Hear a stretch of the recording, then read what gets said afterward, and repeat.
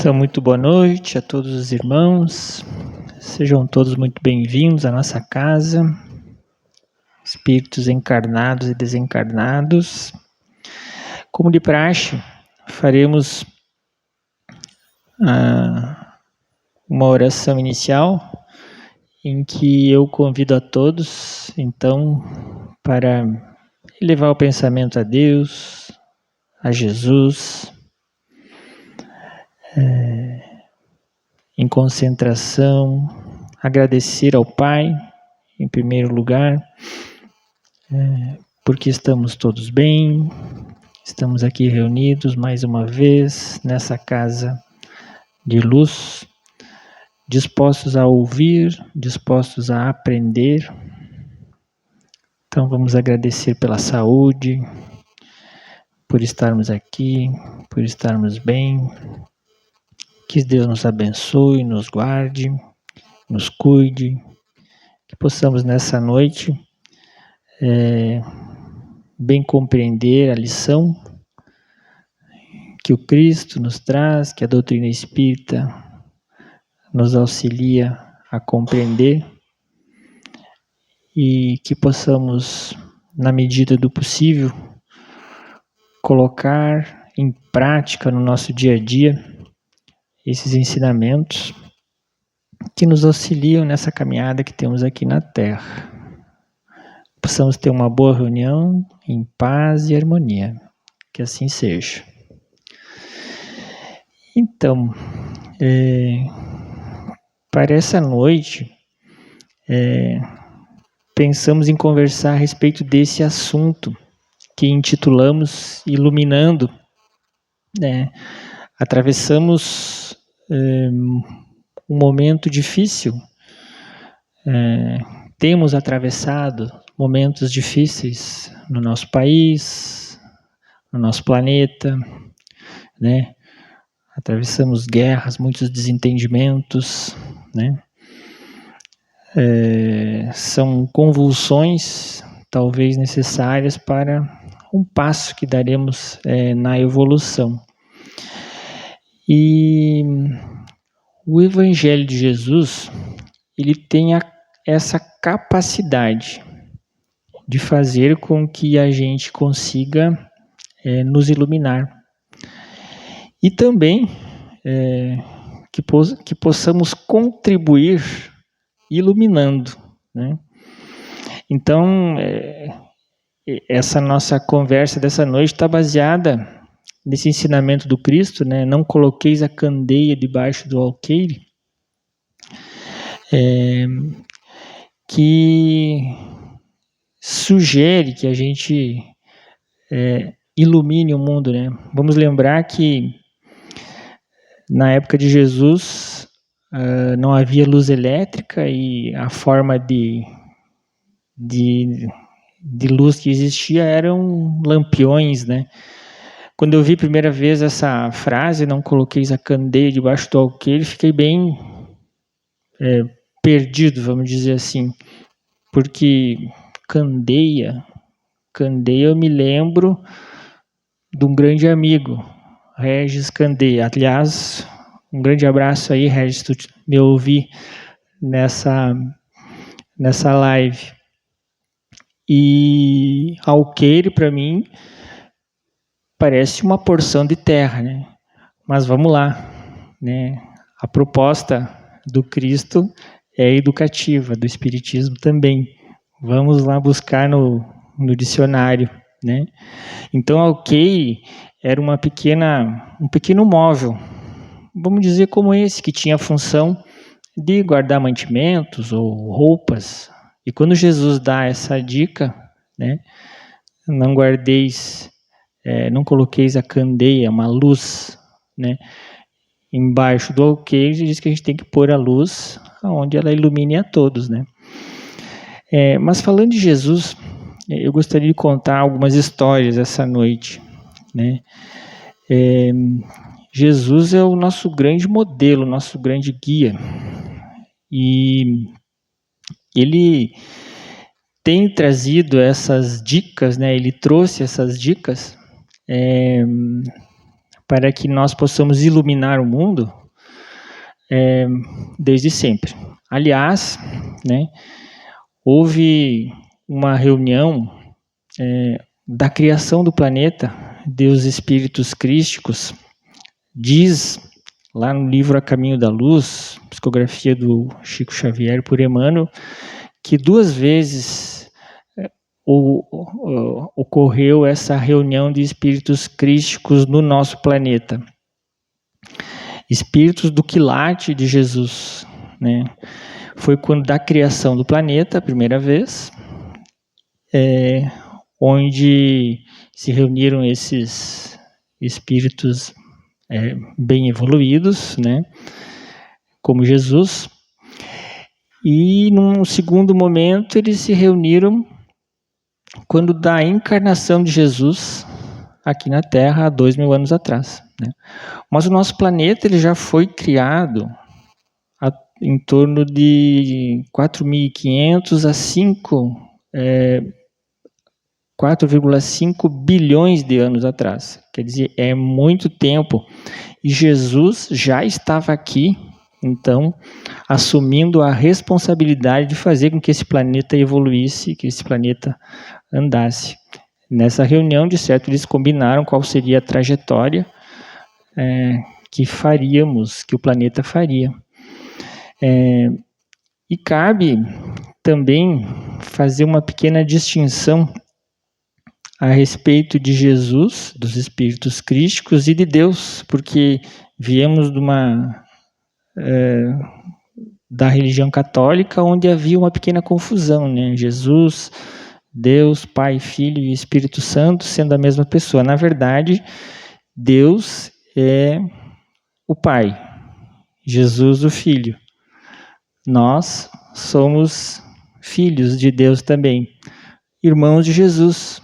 Então, claro que Jesus é um espírito que está bem adiante, né, de nós, porque há 4,5 bilhões de anos ele já estava lá nessa reunião, né, auxiliando na formação do planeta. Eu imagino que esses espíritos se reuniram, sentaram, cada um levou a sua ferramenta, porque conta-nos Emmanuel que uma parte do Sol foi removida, colocada na órbita da Terra, né? Eu imagino que cada um levou as suas ferramentas e para que eles pudessem fazer esse trabalho, né? Imagino que tipo de ferramentas, né? Se fosse eu, talvez eu levasse a piconela ou a talhadeira. Eu não sei que ferramenta eles levaram, né? Deve ser alguma coisa mais evoluída até do que a tal da inteligência artificial, porque para tirar um pedaço do Sol e incandescente e colocar na órbita onde ele está, imagine a força e a ferramenta que foi. Não sou eu que estou dizendo que foi assim. Quem diz foi o Emmanuel, lá no Caminho da Luz, né? E nessa época, Deus deve ter olhado para Jesus e disse: toma, meu filho, aqui está essa bola incandescente, é tua responsabilidade. Daqui para frente você vai trabalhar e vai fazer com que ela tenha condições de receber os teus irmãos daqui a 4,5 bilhões de anos. E não é que foi o que aconteceu? Mais ou menos há uns 200 mil anos atrás. Questiona-se entre 200 e 400 mil anos atrás foi que o homem veio aqui para a Terra. E estava tudo tranquilinho, né? A temperatura já estava normal, já tinha animais. Quer dizer, Jesus tinha cumprido a função dele, né? Então, veja que quem é o Cristo? Imagina, então, depois dessa história, quem é o Cristo? E ele, depois de cumprir todo esse trabalho, depois de permitir com que nós chegássemos, então eles devem ter feito continuado no planejamento ainda da primeira reunião, porque a segunda reunião só aconteceria 200 mil anos depois, né? E aí ele veio, né? Houve a segunda reunião, um novo planejamento. Daí que vieram essas dicas para aquelas pessoas que já estavam aqui, para que o homem que já estava aqui pudesse seguir nesse planejamento, né? E dentre essas dicas está essa, né? Não coloqueis a candeia debaixo do alqueire. Notem que deve ter havido muito trabalho, né, de Jesus e da sua equipe para que ele pudesse chegar no momento de que o planeta estivesse preparado para receber os homens, né, no seu estágio primitivo. Houve também um planejamento muito grande, muito trabalho para que ele viesse, né, e desse a sua mensagem numa época em que o conhecimento era ainda muito precário. Imagine que 2000 anos atrás, quando Jesus esteve aqui no planeta, as pessoas alfabetizadas eram, sei lá, o contrário do que é hoje. Se hoje temos 5% de analfabetos, ou 3%, que seja, naquela época deveria ser o contrário. Então, como deixar uma mensagem que permanecesse até os dias de hoje e que perdurasse até nos tornarmos espíritos puros, né, espíritos evoluídos como Jesus, que é o nosso modelo, né? Então ele trouxe uma série de ensinamentos, uma série de dicas que na verdade é o nosso evangelho, né? Se nós pegarmos o evangelho e seguirmos à risca, né, nós vamos errar menos, né? Nós não vamos errar. E dentre essas lições, então é essa que nós escolhemos para hoje.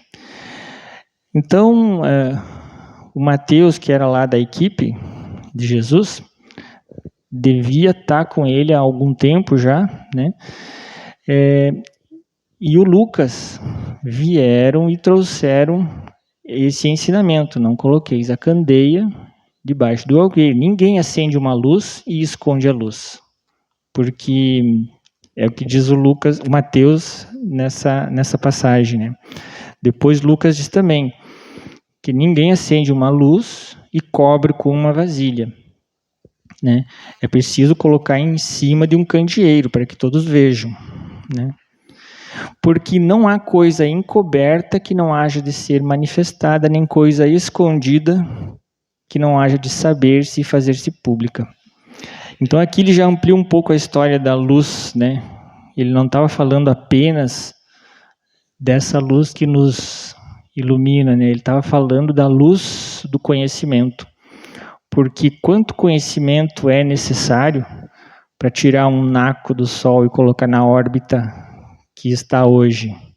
Quanto conhecimento é necessário, né, para desenvolvermos uma tecnologia de inteligência artificial, né? Então, falando nisso, então esses textos que estão ali no Evangelho, e especificamente no capítulo 24, que eu me propus a falar hoje, esses textos tratam desse assunto. Colocar aonde todos vejam o conhecimento, a luz, ou então o conhecimento, né? Jesus foi o melhor educador que já pisou na face da terra, e ele sempre encontrava uma maneira de fazer com que os seus ensinamentos permanecessem, apesar da maioria das pessoas não terem o conhecimento da escrita, né, da alfabetização. Então eu peguei o capítulo 24 inteirinho e coloquei lá no chat GPT, e olha só o que a inteligência artificial, fruto do trabalho dos homens e do nosso desenvolvimento, nos diz. Que esses textos trazidos, né, por Jesus, eles retratam então a importância de não ocultarmos a verdade e a sabedoria, mas sim compartilhá-las para iluminar e guiar as pessoas. Então Jesus usava essas parábolas para transmitir conhecimento. E revelando para os seus discípulos, no caso a sua equipe, todo o sentido oculto dessas parábolas. Mas ele adaptava esses ensinamentos para o conhecimento que o povo tinha naquela época, a condição que o povo tinha, né? Um deles era o analfabetismo, né? Então ele enfatiza que a lâmpada não deve ser escondida, que a verdade também não deve ser mantida em segredo, mas revelada progressivamente à medida que a humanidade amadurece para recebê-la. Então ele diz, né, que a luz do conhecimento deve vir à tona e iluminar a todos, né? Por isso precisamos nos iluminar, precisamos sempre estudar. A doutrina espírita nos estimula a isso. Por isso nós temos uma vasta literatura espírita, né? E o estímulo à formação de novos grupos espíritas, grupos de estudo dentro da doutrina espírita, né? Nesses textos também ele menciona que o espiritismo é uma forma de trazer luz aos pontos obscuros, apresentando então a doutrina espírita gradualmente à medida que as pessoas estão prontas para compreendê-lo, promovendo assim o entendimento e a propagação desses ensinamentos. Né? A gente vê que a ciência, ao longo do tempo, tem nos auxiliado em muitos aspectos. Né? O que a ciência vem nos auxiliar? Trazer luz aos pontos obscuros. Né? Da mesma forma, a doutrina espírita vem trazer luz a alguns pontos obscuros, né, sobre as religiões, por exemplo. A comprovação científica da vida após a morte, a reencarnação, a evolução dos espíritos, né? E através desse conhecimento nós vamos nos iluminando. Mas olha só como é possível, através do estudo, nos iluminarmos e pegar essa luz que nós conseguirmos através do nosso esforço, colocar em cima do candeeiro e fazer com que ela chegue a todos, né? Eu acho que esse é o grande ensinamento do Cristo, porque muitas vezes escondemos, né, a nossa luz embaixo do alqueire, né, porque guardamos as 7 chaves, o que sabemos, ou por timidez, né, ou por egoísmo, ou por orgulho, quando na verdade o que o Cristo quer dizer com essa parábola é que a gente coloque a nossa luz à disposição em cima do candeeiro para todos, né? Mas de que maneira nós podemos fazer isso? Por exemplo, todos nós temos habilidades, todos nós temos alguma facilidade para realizar alguma tarefa, algum trabalho. Todos nós temos um pouquinho dessa luz, né? Porque há um planejamento reencarnatório, viemos de algumas experiências de várias reencarnações, como já dissemos no início, os homens já estão habilitados a chegar no planeta há mais ou menos 200 mil anos. A primeira vez que eu pensei nisso, achei um pouco difícil, né? Mas é bem provável que nós já estejamos aqui há muito tempo, né? Então, de maneira que todos nós temos sim alguma habilidade, e essa habilidade nós podemos colocar à disposição das pessoas. De que forma? A nossa profissão, por exemplo. Todos nós temos um trabalho, uma profissão, e essa profissão nos traz o sustento da nossa família, mas ao mesmo tempo faz com que eu seja útil à comunidade. Se eu colocar essa minha habilidade à disposição, com empenho, com afinco, com ética, com bondade, com aquele sentimento de se colocar no lugar de quem recebe o nosso serviço, né, nós prestaremos um serviço com muito mais qualidade. Então, do ponto de vista dessa habilidade que nos sustenta, né, apesar de termos um salário, em contrapartida, nós podemos sim dar o nosso máximo, e isso é colocar essa luz à disposição dos outros. Nós podemos também nos disponibilizarmos a fazer trabalhos voluntários, auxiliar o nosso vizinho, enfim, quantas coisas nós podemos fazer, porque a caridade que Jesus fala no Evangelho, que fora da caridade não há salvação, ela tem muitas faces, né? E colocar essas nossas habilidades à disposição de todos é uma maneira da gente cumprir o que Jesus nos diz.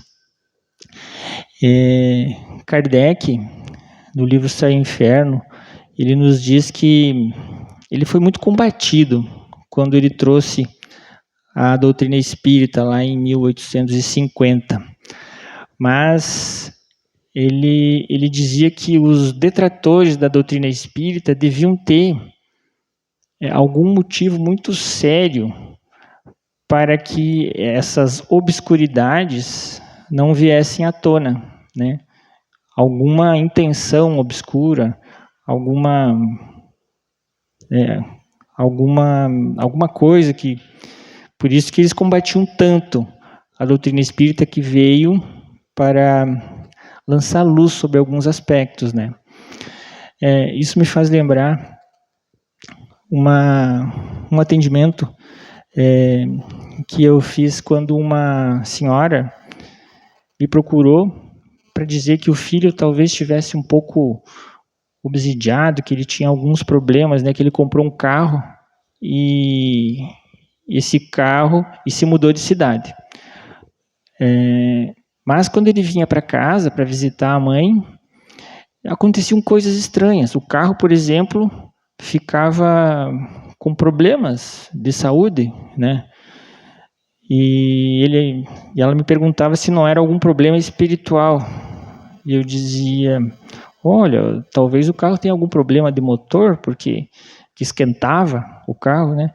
Não seja nenhum problema espiritual, né? E agora ele faz uma viagem para chegar em casa e daí o carro esquenta. Quando ele está lá na cidade dele, o carro não tem problema nenhum, porque lá ele anda pouquinho, não esquentava, né? Daí ela disse: sabe que eu acho que é verdade, acho que não é problema espiritual, mas eu já sei o que eu vou fazer. Vamos vender esse carro, passar a bucha para outro, né? Então, é exatamente isso que eu estou dizendo que nós não podemos fazer, né? A gente não se dá conta, às vezes, no dia a dia, que a gente pega o nosso conhecimento e joga embaixo do alqueire, né? A gente pega a nossa luz e não utiliza para o bem, né? Quando o correto, então, seria arrumar o carro e vender, então. Não vender ele com problema, já que ela tinha uma informação privilegiada que o carro estava com problema, né? E essa informação, a doutrina espírita, o Evangelho, é repleto de ensinamentos, de dicas, né, que nos auxiliam nesse sentido. Eu vou contar uma história também que exemplifica um pouco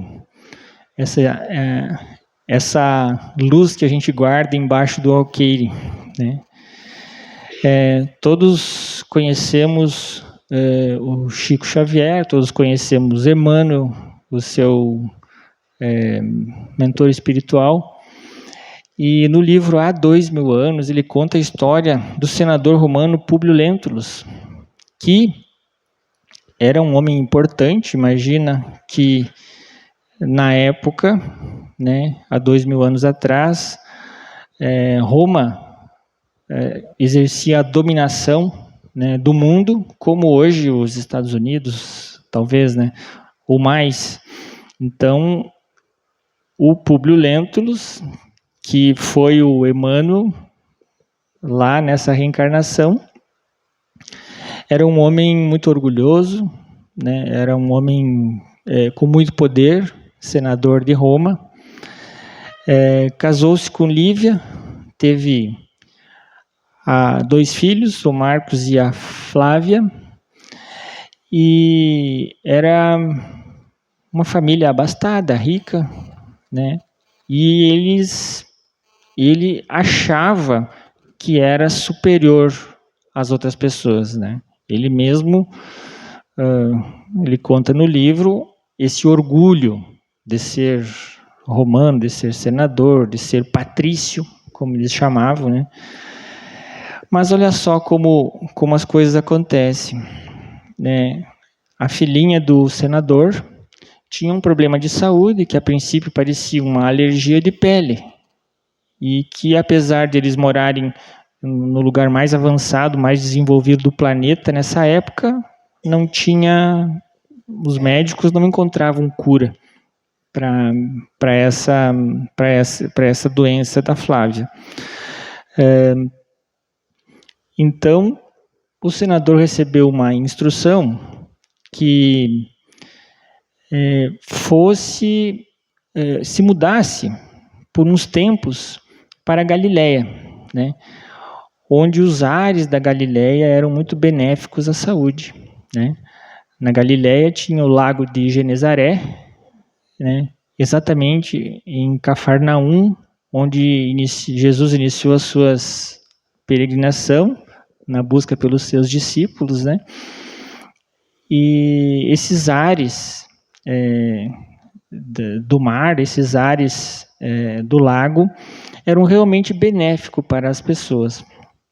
Então o senador, pela sua influência, falou com o imperador romano, que transferiu ele para a Galileia, onde ele iria trabalhar, ter as funções dele lá, trabalhando juntamente com o governador, né, o Pilatos e o prefeito Herodes, na época.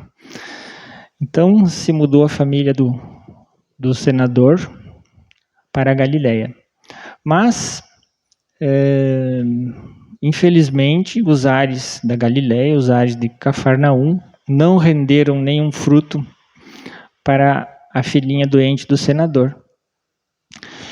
E por mais que eles se estendessem o tempo em que eles ficaram lá, a menina não apresentava nenhuma melhora no seu quadro de saúde. Porém, nessa época, as famílias abastadas tinham escravos, e uma das servas da família sugeriu para sua ama que levasse a menina para um homem que praticava algumas curas ali naquela região, né? Jesus de Nazaré.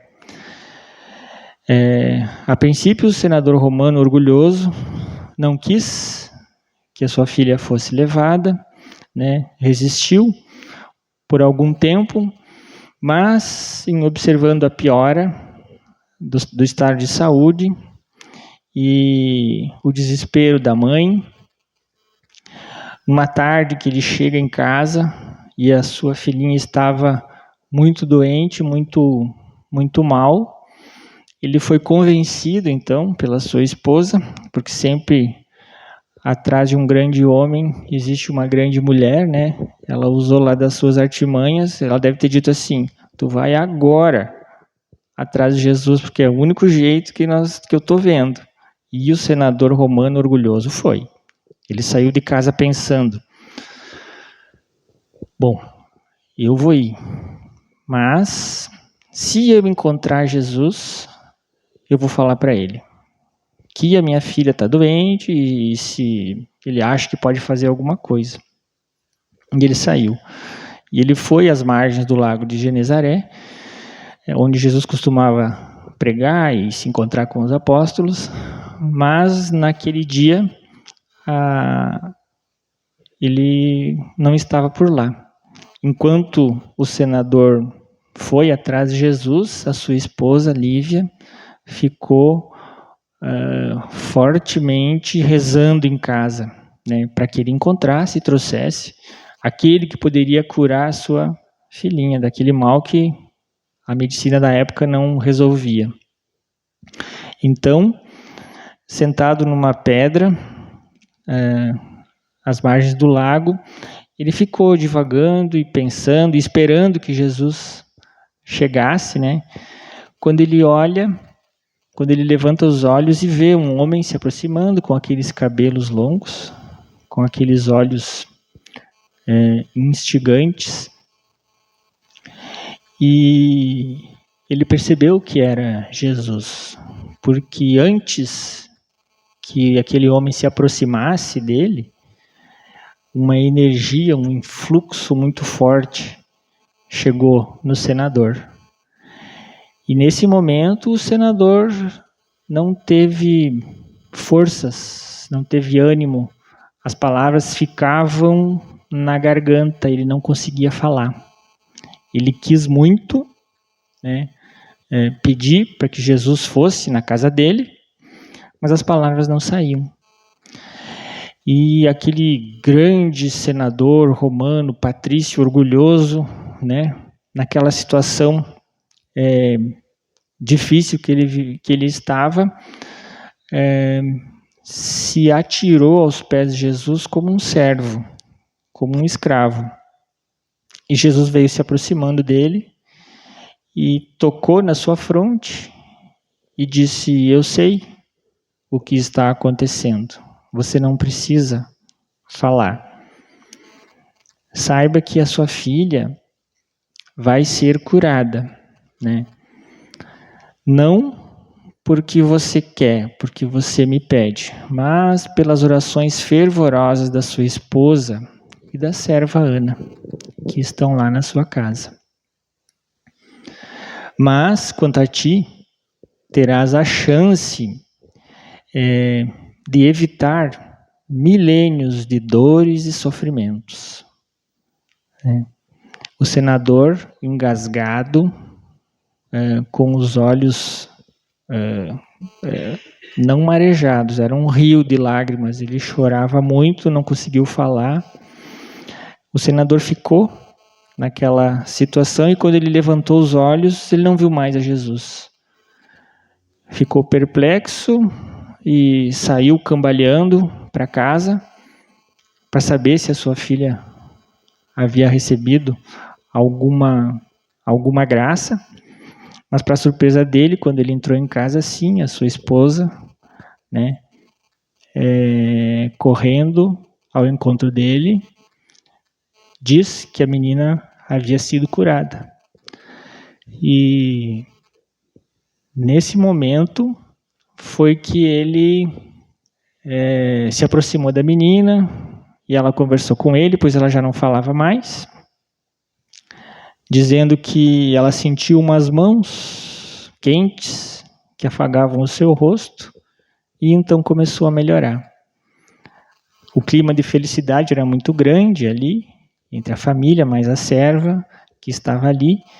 A esposa iniciou uma oração de agradecimento aos deuses, porque os romanos eles acreditavam nos deuses.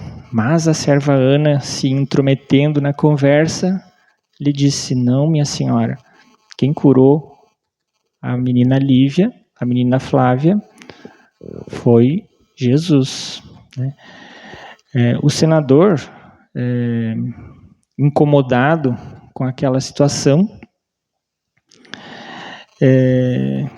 nesse momento foi que ele decidiu pelos milênios de dores e sofrimentos que Jesus havia lhe falado, né? Ele pediu que a serva se afastasse, que não se metesse nos assuntos de família, que eles não precisavam mais dela naquele momento, né? Quando a serva saiu, a esposa lhe repreendeu, dizendo que era uma excelente serva, e que ele não devia ter tratado ela daquele jeito, e que ela acreditava sim, que quem havia curado a filha era Jesus.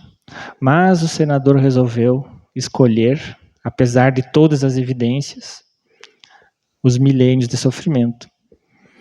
E foi o que aconteceu. Ele pegou toda a luz que ele tinha consigo e colocou embaixo do alqueire. Claro que o Emmanuel, depois de 2000 anos de evolução, reencarnou várias vezes, em várias encarnações, né? E agora tem-se notícias de que o Emmanuel está reencarnado no interior de São Paulo, né, ao redor dos 20 anos. Foi quando o Chico desencarnou, quando o Brasil foi pentacampeão, né, em 2002, e que o Emmanuel enfrenta, então, a reencarnação, né, e a gente sabe que ele, pela psicografia de Chico Xavier, que ele trouxe muita luz, né, do conhecimento, que ele já colocou a candeia dele em cima do velador, mas ele ainda se dispôs a vir e reencarnar e colocar mais um pouco da sua candeia, da sua luz em cima do velador. Tem-se notícias que ele fará parte, que ele auxiliará na educação do nosso país, né? Eu fico imaginando, né, o Emmanuel pegando os livros dele, né? Esse livro há 2000 anos que eu comento essa história, eu fico imaginando a emoção, né, que ele poderá sentir ao ler a própria história. Mas enfim, o que Jesus nos sugere com não ponheis a candeia debaixo do alqueire é exatamente isso. Nós vamos pegar as nossas qualidades, nós vamos pegar as nossas habilidades, o nosso conhecimento e vamos disponibilizar, primeiramente para os nossos familiares, vamos disponibilizar para aquelas pessoas que nos procuram no nosso trabalho, vamos disponibilizar para as 1000 oportunidades que Deus nos dá de fazer o bem, de fazer caridade, né, ao próximo.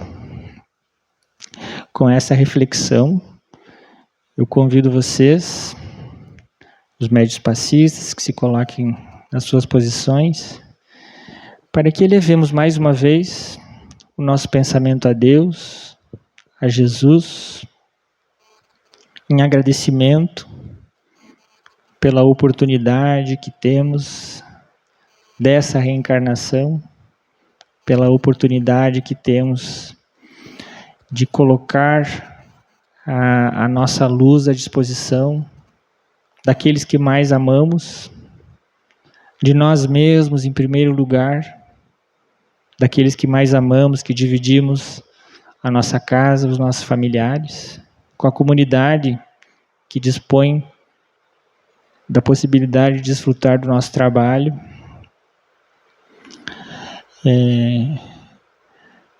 Vamos elevar o pensamento em agradecimento pela saúde que temos e vamos também pedir nesse momento, pois passamos pela reencarnação, pelas dores, pelas dificuldades, pelos momentos de educação que a vida nos dá.